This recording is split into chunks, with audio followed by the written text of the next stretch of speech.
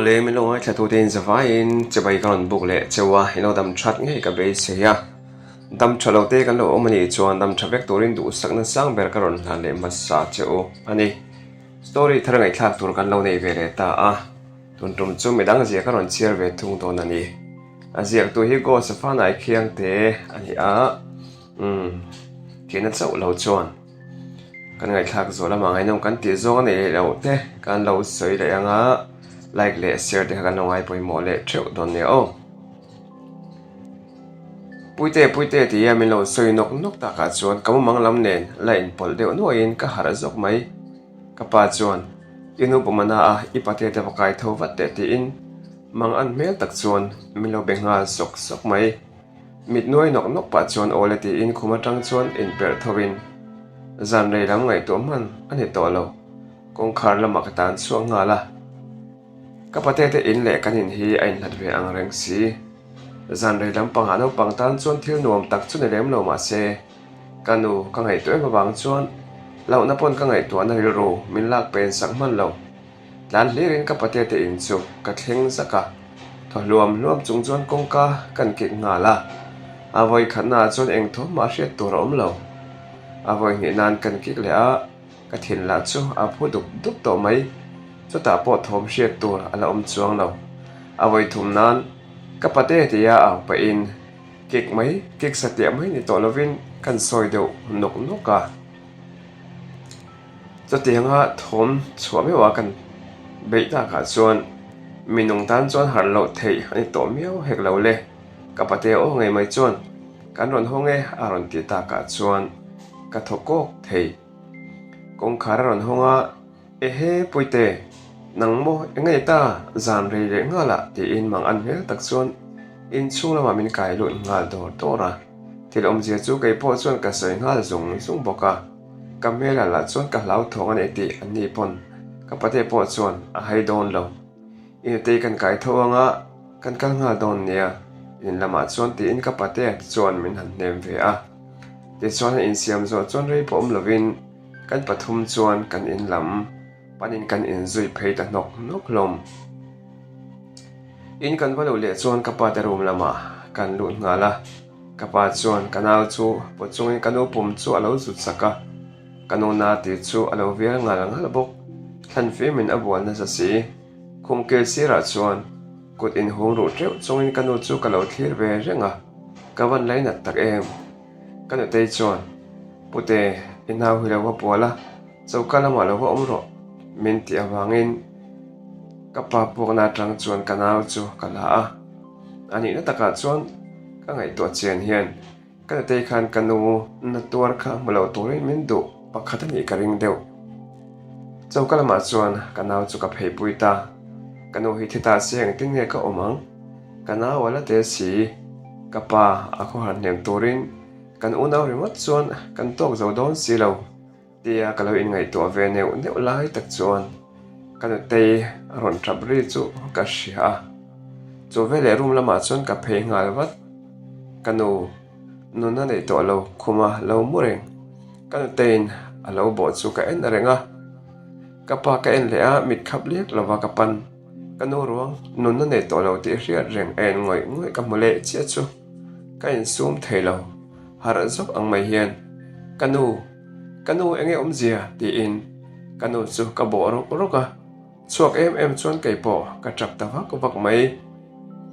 kan thom sia in kan then om te po anon lang ngal zut boka tu ber nge kanau puak meron lak sak tu po ka hre to lo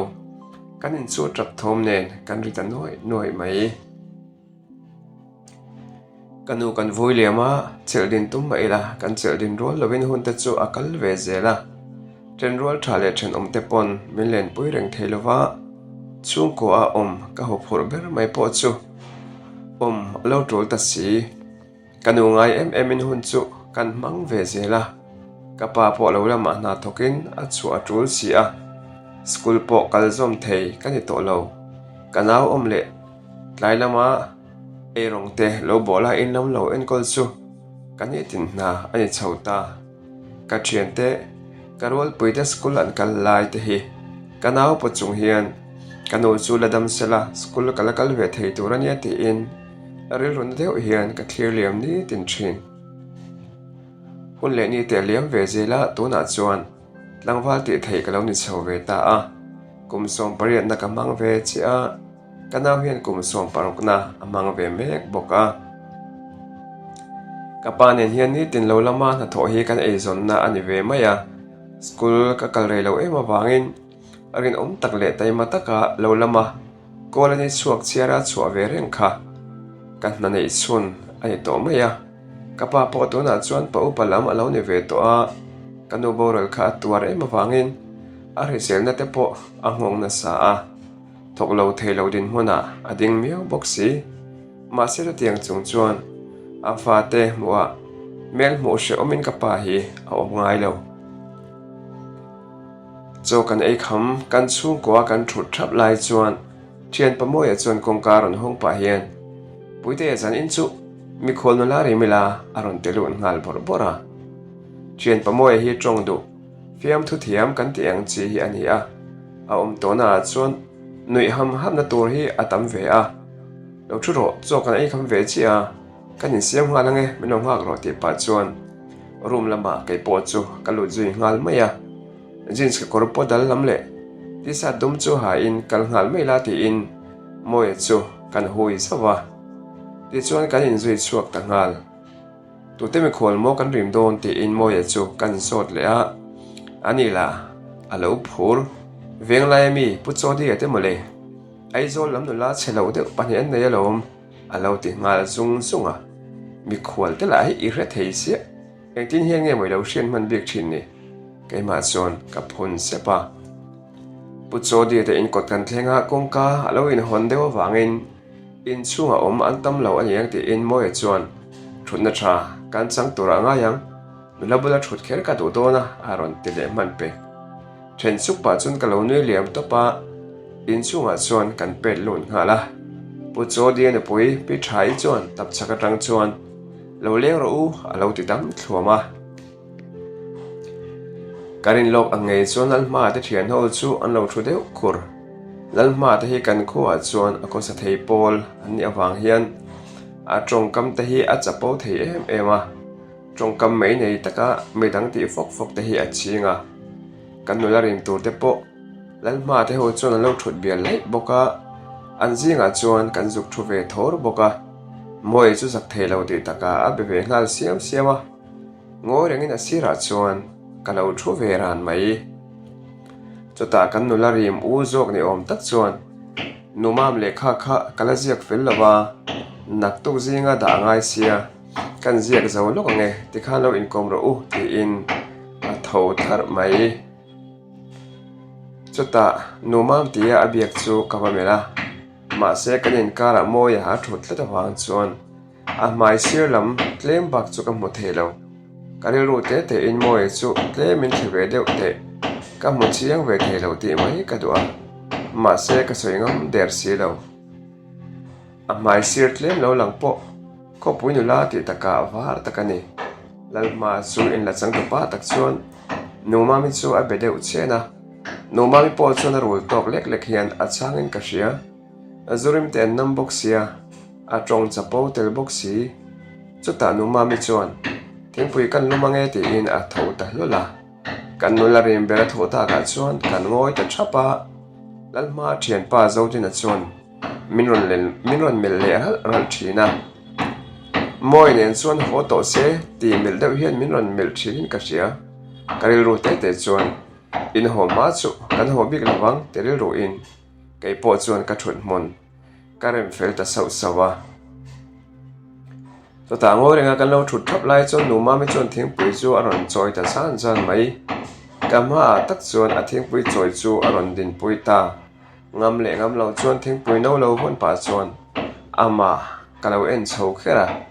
chu ta asam sei thla hiang chung chuan min lo mel suk ve reng chu lo ni in ka lai lu tuk chu hnuai lam ka mel vata ka tha de chu a khuru derin ka hria ka tiang ra mel tha nấu nở lúc tục tặng máy tiếng bùi lùng cắn hẳn in pha về tu rất chú anh uống veng máy chút tạm môi là chú cả bên bùi là ròn phun sopin cắn nô la rìm chú phổ chiang khốp máy là ròn tiền dom rất boka tun laia kan hlalar em ro sang na ron sakla le ta fu chiang lo mo ti la te po min hriat chuan ti rum mai ka ban chuan midang hriat lau tak si chuan ka lo ngok ka zawa chian te ti lai chuan keila tong tam lo ti taka sei tu hre lo chuan ka lo ngo renga numa mi lam phei chu amel po ka mel le ngam to lo tuk thuan ei kham ma chuan tuk thuan ei kham chuan lo lama fe turin ka in siam mol mola auma voin chu me vel lak ba ka do sia ka local ve do na moni le ti in kanau te chuan min ron be siam siama a poi hle ne mi pe te chuan local la ti in ka lo chang ve mai boka kan chua don chuan ka pa voin chu te in chu me lak pa do sia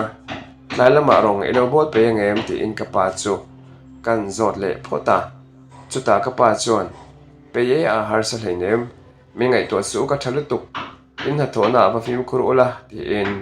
min han cha zui ngal boka kan unaw chuan kan in zui chuak nak naka chutia kan unaw kan in zui lai chuan pudi ka te kot kan thleng che ti chuan dora tang hian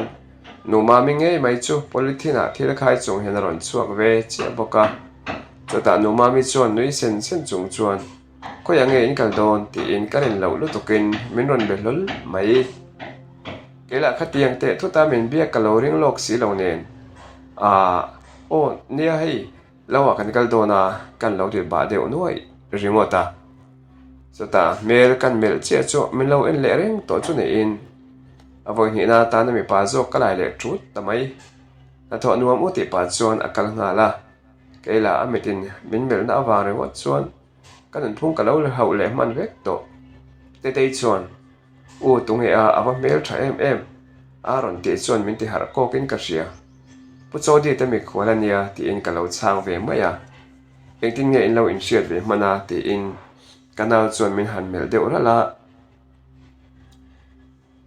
chutia dil chhun mel taka kanawina min han zot le ta ka chuan izana yu moyan min len puya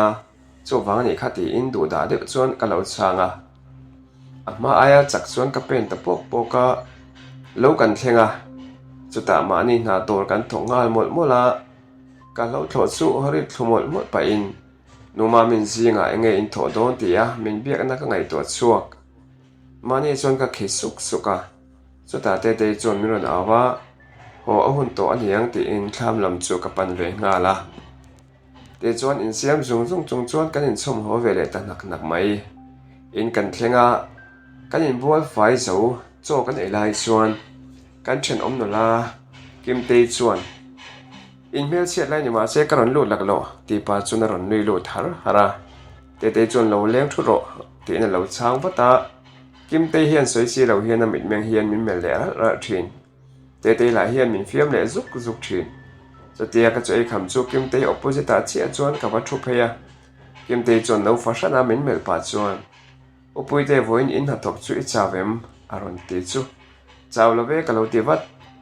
te le ka pa anon thut phei ve chuan ka tho veng huain ka hria mani in leng te ning anga oma moi si lawa ma se a in lano kwal vel thin hi kei tlangwal zei fashion lo hi min ti boy lek thin a chang chuan moi po angai te in aron rilu le bor mai rei thu lo chuan kan in zui chuak le ta khat khata numa me te in lama po tuma in leng an lo om lo awangin moi nen chuan kan thu ve le ta khar mai numa mi u po an nangai khoi tur chuan a tho ve le ta wata moi nen kan pathum chuan kan thu ta khar chuta numa mi chuan upui te voinin fe na chu in chawem aron ti ve le lula engtinge ka min ka chu lo hriat le ti in ka ngai to na ka wa kwal tir le ngal ringota chuta in ngai to har le watin chawlo ve ka ti thanania kan tho thanania ka lo ti ve sup chuta moya lo in rul ve le man pe chian pa te chu a chakalom ha te he she ve lo haron ti zom sata king puite kan ina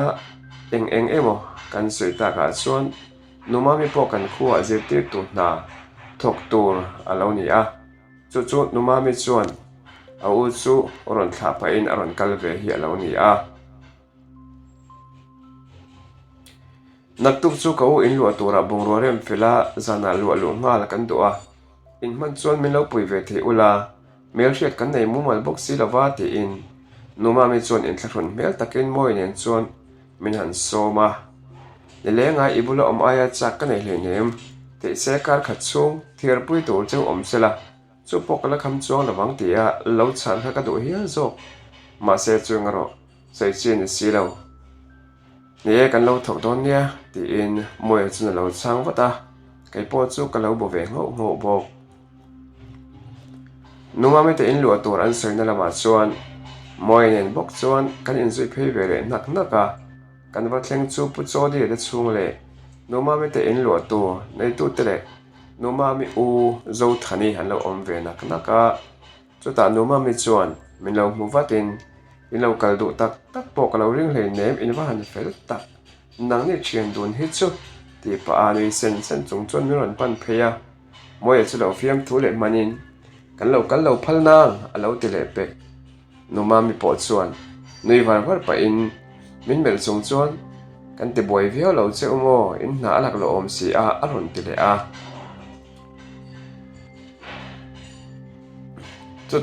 chu ta la ya za hun ani to lo ti sia in kalo chang let ve le wata in ma na lak lo om hlei nem kalo ti chuan amit taka chuan ka en ve ta tun tum chu kai ma le lo in ama zok alai thlata a san deuh up in ka sia ka ngai bel nge ni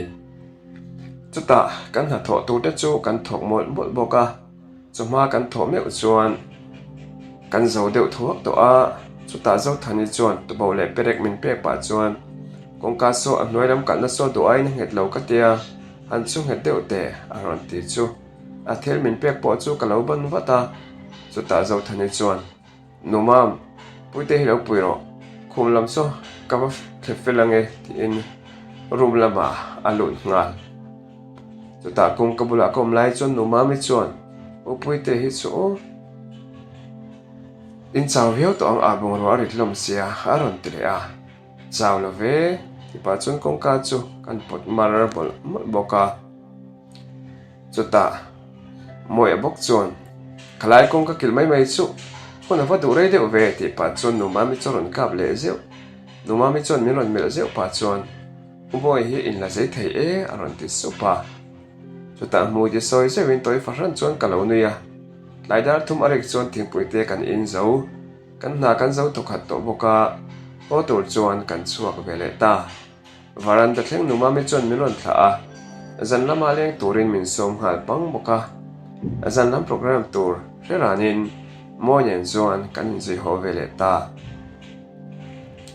chutia kan kalai chuan zo dina roi thlebuk buk chung chuan kan ma pen nga vela lo omang tia chuan aron pen phei chura kan zon aron thlen chuan keima min ron en ron chung chuan lal than pui numa mi lo bei sei ve to chu nang ni ang bei sei phak po ani lo ka thian palal ma nu pui tur ani hi kan thu o wela hi mani mai ti in kut zung tanga min ko pa chuan min tham lo ti hriat zat hian min mel ron boka ka kut chu ka in hum ro ran to mai ani kara zurui bok cha tiang te min han tong khum le tiang nek thuk pop mai chu ka du de rum mai ma se zurui te ani bok si a han khim chi la ani bok si lo moi chuan kalte ho em mai a ti in ron phun supa ti chuan kan kal san ta numa mi te po kan ko a thakhat vel an om ve to hnuwa chuan an tlang nel ve to viawin ka hria thole zan ani a numa mi te ina len le hei tumin moi te chu kalong hak le ran to mai chu ta te te chuan mama chu tun lai chu zan tin in leng chuak sia mu tha in mu nge moni ti in min lo fiam ve zuka chu ta ka pa chuan in le na te khan mi poi sei lau ta khan om ola nolarim te mit ti kham deuh te khan om lo turania ti in alo chun zom ve chuara ka phone bi ngar pa chuan ka hria lom ka lo ti ngut chuta moya call aron kalin phur fashanin kan pick up vata ma se ka phur ang ain moyan miron biak na chuan min ti lom lo khop mai thian pa zan in chu nang ma in lo waleng mai da che YMA section committee ka kalangai sia aron ti lung oi vak lo chuan ole ka ti bul muka dik tak chuan mani a kal su nuam ka ti chi alo lal ma te thian ho hi an om ve kur zel si a moya om hi chuan soi tur te a hri a chota tho thurin ka kalania ti le chhuwa ka rol ngala kan kot ka thlen chuan ka ding le wanga ka leng lo mai don nge moni ti in ka in ngai to le nu no a ma se mi palom ka ni le enge mole ka shem em le ti in numa mi te in lama chuan leng tur chuan thutlu na siamin ka panin ka pen le ta pok mai chota numa mi te kot ka thlen chuan kongka lo in khar thria pa karil ro te chuan in leng an nei lo ani mo ti pa chuan kongka kan ki kar kara chota numa mi ngei mai chuan kongka chu aron hong ta zan mai chota nui ver chungin lo leng ro ati sapa thutna lama chuan kan in zui phei ngal thut pa chuan khonge I u ka ti ngal wata chota ka ep chi a thu pa chuan pu cho di te na kal loka ti in minron chang chota se le tur ka hreto si lo ani la angoi tareng boxi chota tho thutin abul se ta chuan ka va in son pheya chu vele zam mel dewin akut pahni chu a in sual tir newa akut chu zuk vuan thutin numam ka ti sapa alo phudeu zukin ka hria chuta min hlawami ka han ti le ringota zoi te fia taxi chuan lau love aron ti I englawania ka phulo che ti po ka hria ma se ka in thup zo to ngang lawani ka hmu tira tang che khan ka du lutuk che a ka ti chuak ta phong mai chuta nuai lam bi nga chuan angoi ta ringa numam ka ti le supa ma se chan na ka mu chuang lo min du lawani pon min sang ve se hetia ingoi san mak chu ka zak box si a tha e ka phulo che ni e ka ti pa chuan ka ban chu la sonin ka tho thuta mai ni ve ka tin nuwa chuan zuk mele ram pa chuan mutui le numam te in hotur chuan kong kalam chu ka pan ta ngal kong ka zon ka thlen chuan upuite ka du chelom ron ti tu lam chu hoi vatin alam pan chuan ka let le a adar ton tona chuan adar ton tona vuan chung chuan kan pot ding ngala I ti tak takem tuna ka thu hriat kha tuna ka ri hriat kha ka beng cheri mai chu ne lo tero kan ti le shama ti in min lo chang pata chu vele ka oma chuan ka kwa bet ngal wata ani po chuan ka jacket chana chuan min lo kwa ve ran bok ka va hlim tak em zan in hiral the to lo se hetia omreng mai hi ka du chuta a khabe chu dim te win ka choya a moi sen vam hama chuna voi khatna tan ka phop ve ta du tho deuh chuan ka phop ton na ani po chuan a thiam ang tok chuan min lo chang let ve boka chuta in serial chuan kan thu du na adara ko pa chuan akut chu ka khal sak niapa numam ka ti sap te chen min lo changa ka in kara eng po thleng se ka tan chawrin omreng ro ti in kan soizom le zata chuta upuite I tan chaw karin omang eng thil mai hian kanin kar ati boy ka du lo aron ti vele a ka van hlim tak em eng emo soya kan lo ti mol lai chuan kong khar chu ron ri raka kong kalam chu kan hoi phei rang dun kher mai chuta numami u zo thani chu aron rilu ngal bora puite iron leng ani mo iwa felve numami po len puya ka soma iron len lo ring sia ka som chuak zo lo along ti pa chuan numami chu an ron kap zewa anui pa kur boka niaron leng vele ani hi ti a chang pa chuan numami chu kamel zewa numami chu alo sen deuh apa ka kut churon sik nok pa chuan a u thu soi chu atul lo ati luka mu ji soi chu pa chuan ka lo nui se ya ngei mel zet chuan alei min ron chhuak khum le zeu bok thing puite kan in zawa dar som arik don chuan kai po tren zai karel ve ta a varanda thleng chu numami chuan min ron thla a kut chu humwang pa chuan ka phop zewa tuide min moro ka ti sap nui sen pa chuan nang po aron ti a chuta a chala phop le zeu pa chuan lu toro le kai po ka kalange ti in aban chu I takin ka thla ria ya in ka thlen chun ka chung te chu an lo mu to a khuma in thol ngalin ka phone chu kan han met enga numami message chu alo om le wang to upuite nak tu ka aizol ka chuk tu tangai do na ti hi alo thon reply mai lo chuna message chu voi ni vel ka chian non le phota bul kan tran chia min liam san nga lang mo te in kalong lo ngal le mai tinge tiringotin kan reply a en rang kher mai chuta kanu adam lova kapa office kalangai boxia kanawlin da ila college kalangai reng boxia kangai don lutuk che she om kati aron ti zom sata ava zelo ve inu po adam thoi mayang ti zongin kan chang le le a eng mo seya kan in text le no chuan kan in mut tui ve thei da sha ma tuna chuan kan uma mi po zol khopui lama min liam san kar khatna lo ni vele reng to ama nga le lung leng reng in hun le ni chu ka chiar ve zela phone in be ve reng thin mai la min hnem zo lo chu ni deuh ber zo thani po ka man chang in ka tlo ve reng thina kan in kar po a she ve vek to a engma boina em chu kan to pha lo lo lama ni tin kaliam ve reng zela noma mi om lo chu zan lam po ka chuak khat pha khop mai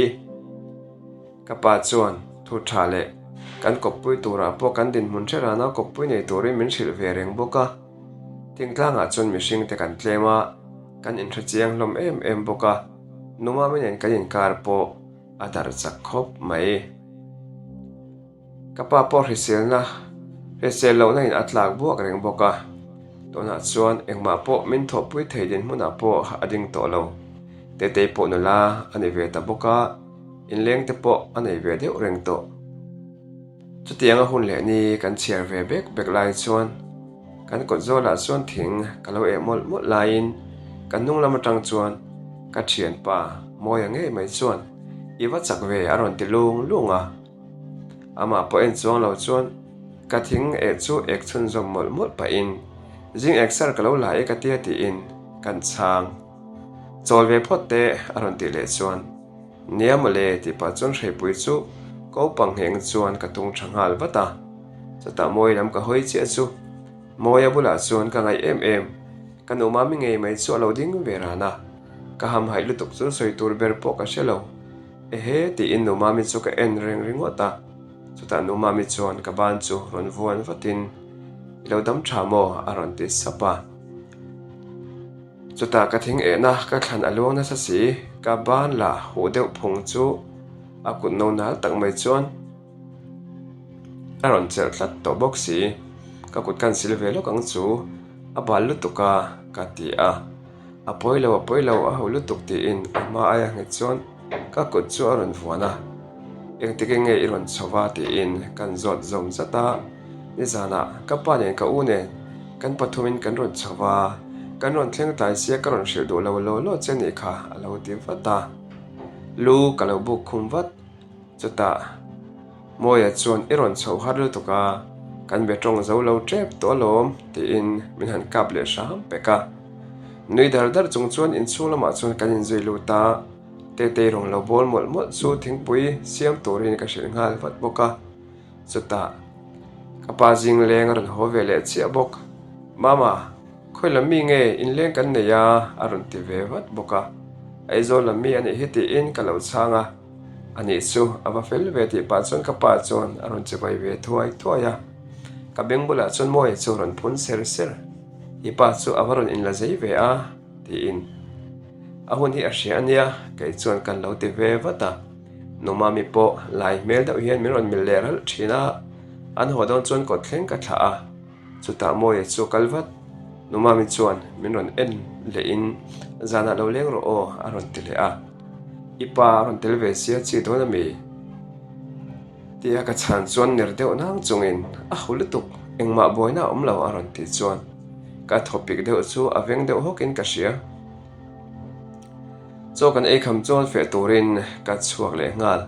nomami to kot zone ka thlen chuan nomami pa le a uni om tak chu an kota chuan an lo ding renga chuta an kar ni om tak chu nomami chuan lo hru fai mol boka ka beton nge ka kaltlang don tia ka ngai to lai chuan nomami chuan upuite i fe dona mi aron tilang langa chu vele apa ni om tak chon min ron mel ve run boka o chu me lak pa in kan vakal lok ange chu malek ti in kalo chang vele ngal zat chuta karin lau dewin numami chuan karon kalve dona munile aron tile chu ni danga po som chak si songam silo ma se kalve se kalo ti ruk em ama zokin chu ti aron ti ta ka chuan idu te chon local vela chome te poi hon ve anga kalo ti vata kanin siamang milong hak ro ti pa chon in chungla ma sin thlan lut tangal chuta nu mami pa te bola chon ngoi rangin kalo ting ve renga konfi har khop mai puite amo ini nu mami pa chon ron ti ve hol mai oni e kalo ti chon nu mami pa hi kania kan fanu te in lo kom ve do a kan lom hle mai aron ti le chon ma hi afel e ma ti in kalau chang vele thuaya a mel en le pian en reng pon office liana thok ani ti chu a hriat ngoi ko te chu a zam devin ka sia kamane ron ti chu kin apa chu be zom sata pa kan kal o ti le kalar wal ngal ke po chon ka ji ve ta ngala ron ho har lo ula film ku ro o ti na pa chu na ron aw le zu ya angai tu mel ro pui mai si nu ma mi la chon riang pon om to lo ti chon lo chu kan thlenga nuam ati tho chu a sei ta bor chu ta thla ma lo omla chu me vel kan la ange kan rei lawang rei lo te kan hole wat don ne ti in chuwa ka tum ngal chu ta nu ma mi chon ka local ve don aron ti tlat peka thla ma hian lo om ha dam jok ro mi se tam box si a shom iti ang ka ti po chon a tu big si lo kan du tok om ang chome te kan lak nuwa chuan thlama chuan kan let le a thlam bang hme ngengin ka thu a ka tak sa ngeng rial chuan ka ko arun boka tianga thlama om veng venga boruak thiang lim te mai han hi veng te hi lom ka lo chak ve thin numa mi chona ti a ka ko na kut chu a khal niap anu me te ro in hi ral thelo se ka ti aron ti chona mu chu do tho te chuan ka fop ngal thu ta ka kut chona kor chung chu ka jen lu ngal boka du tho em chon ka fop bor ta mai ani lai min lo chang let ve tan mai bok si ne chu tianga anin min lo chang let ve bok si chuan min ti phur zualin min ti zau thau zual tak ka ze ka in sum theina a bo zauta ka ko thlu re ya fop pa reng chung chuan a kor chu ka hlim chho to ka chuta abra chunor chowin anu te chu ka kut pani chuan ka tham ton to na ka kut le lamin anu te le lam ka khoi ka moi te po chu le lamata na chuan kan man sak nok boka karil ruwa cha top thlen lo chu ka du chuta ka kut le lam chuan amal chu kan pot ka amal le malin kara chuan ka tla zem ngal mak boka among chu ka tham ton to na age kor po tha ka tum lai tak chuan upuite du to kang o khur dar chuan aron ti chuaka chutia aron ti ta ka chuan ke po chu ka tim de chot mai ani po apa ngai to lo ti chu amin meng phel phang atang te chuan ka hre thiamin o khur dar te chuan engma tak chu feeling anei ve ani ti chu hai rol ani lo ma se chu ta ka ngai to anaron film thodeu ka pa chuan tipal o tipa in amuya chun kan fop le sewa tho ngalin ani po chu lo in siam thave mol bok te chon rei lo te chon ho turin kan in siam zom hala tuna chon no ma mi ka du mai pone to lo kam mangai tak zet to ani phulo mai la mangai nen phulo a thliar ve si lo kain kara hian apa te beng a thlen huna engtin tak ni zelang mo zana chon moi nen bok chuan kan leng le a uni om tak mi pa rui mel de chuan milo mel zuk pa hian phone hi halo bi ngura a khat tok hian miron mel le thina numa mi chu ati ti siama chuta khonge zo thani kan ti chuan room lama koi san vela boy puya alo ti vata thingpui kan lumange ti in numa mi chu thau thara chuti lai tak chuan numa mi pa chuak po chu aron ho vele che boka moya bula chuan thu in ro le kan mo in va fel ve aron ti ngal bor chuta numami lam hoi la in boi palai chu kar le lama an ron kal don ani chu naktu lama kan chuk don nge niang ti in an be ngal chuta numami chuan min ron en vata kei chuan om zia hre lo ti hriat mel deuh chuan numami chu kalo en ve vat boka yange om zia ni ta ang le kan umami to na hian palai an kal don ti na ami ni ta ang le chuti an umami nen kanin mel lai chuan pa bok chuan in thian nu hian pasala nei dona nang nei po in ron kal ve ang chu mel in ti ngai nat om tum zet chung chuan ron ti zom le zata kalum chuak pup pup to in ka hria chuta moya chuan min kheu zawa ka beng bula ron phun sapin kan hu mai dona mi haron ti sar sar chan po ka chang lo numami lam ka ba hoi le a tholo ka numami chu va thin nok nok mai ka du rum rum to a pasal nei tu te chu azep animo min van lo phun sit ve ka du na le mangai na te chu in fiam kol na na alo mang vel mai ni mo kan kho ani se kan chan chin miten an revek to si ka zaklu tuk chu ka salum hal vekin ka hria chuta moya bok chuan thian pa homai yang aron ti le supa ti lakin numami po ka mel pe to lo thin nok nok mai ka du to apa bula chuan ngoi rangin a thu a amit menga chuan en thiam lo mel tak le min khoi mel tak chuan min lo en ve reng numa min lo musit ma ani kai ni thing tlang mer thei tan chuan in lo sang lu de wani ka be sei phak lo ka lo be sei che a in tong lo tur kan lo in tong ani numa mi pa le a u chu an thu ve kur boxi engma soi arim boxi lo o tur chuan moi nen kan in zui chuaka ngoi rengin numa mi chuan kan tunga min ron zui ve boka ka thin lunga zona tam tak om ma se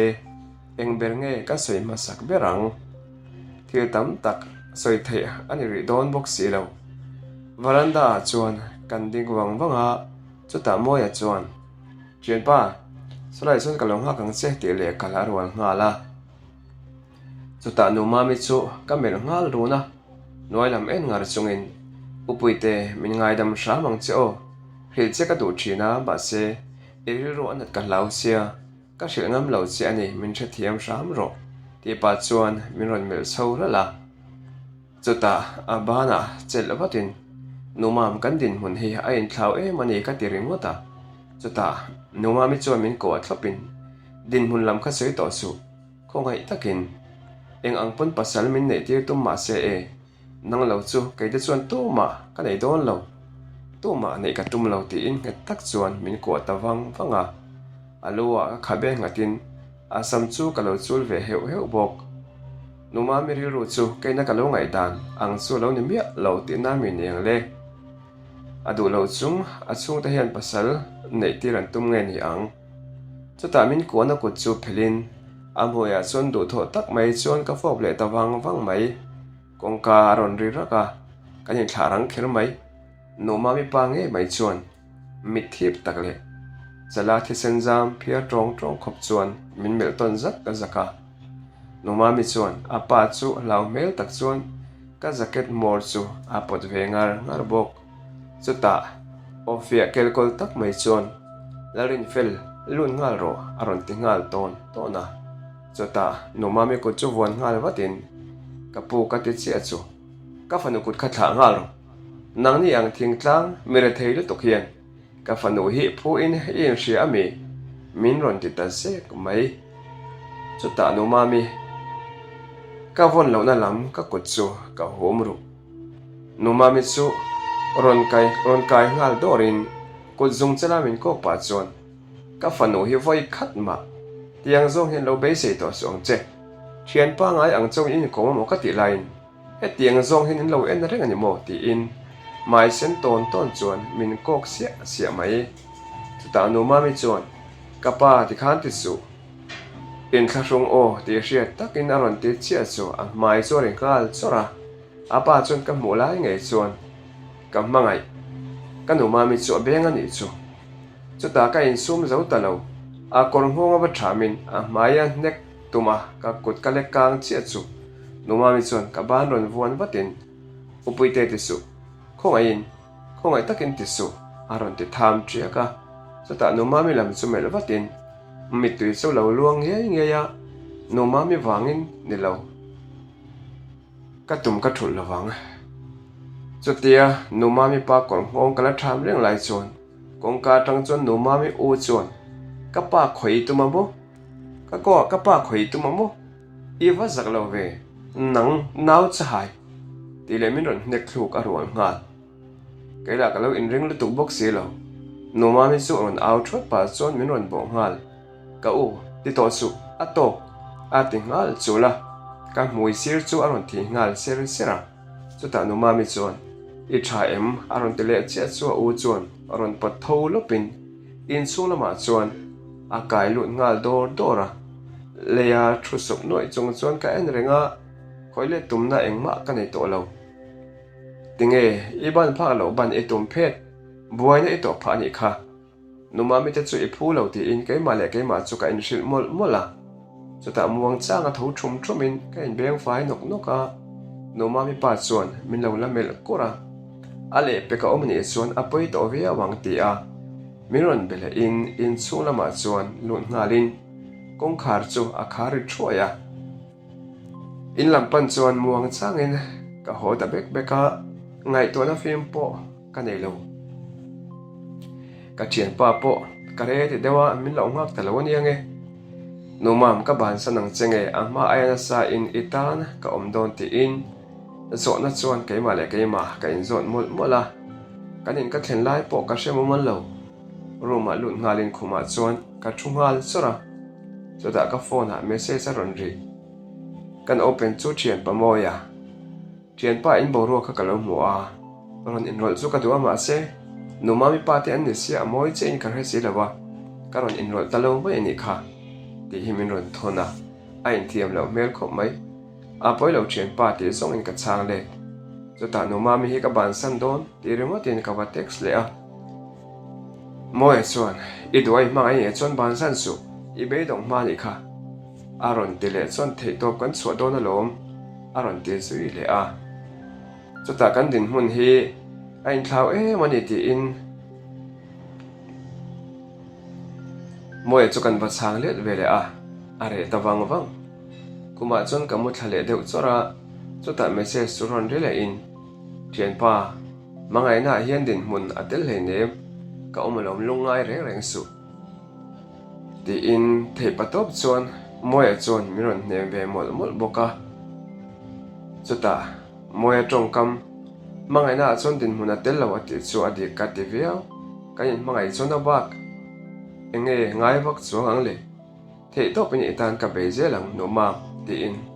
kai ma hria to lek chuan ka phun sapa no ma mi kol ka tum le a ma se switch off alo in titlata karin danin apa in alak sak ani karing ka thodeu ko ka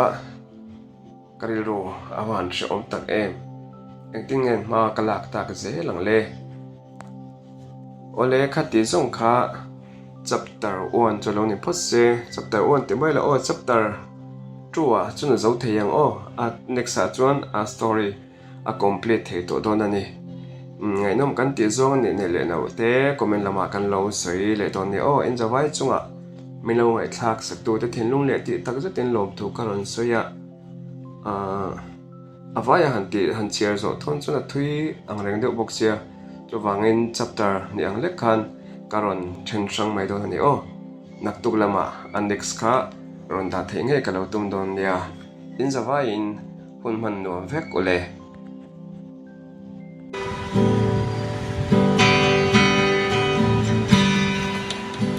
Sweet long min dum tu ber darang tongi mangai bia sai nem ten atona kalala ma sele la ya ruan lo tin min chang si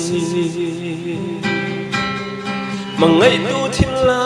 ya dan song anani kamai che asin ma sele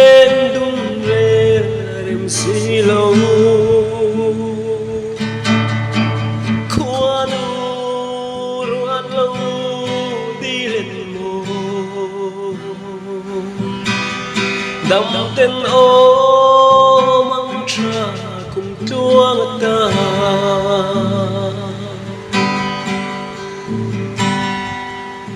nang ang lên tin chinh dầu ăn piang lâu nghe sinh chú đâu yang lệ dài đâm nề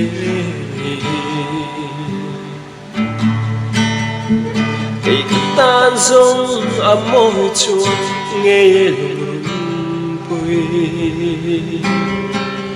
lùng ru cả nắng hệ dài lệ rong à har nghe cả ba ngày chế xin mà sẽ lên đung rê rem xì lâu khoa nu ruột lâu đi lên mồ đâm tên ô mong tra cùng tua người ta đâm tên ô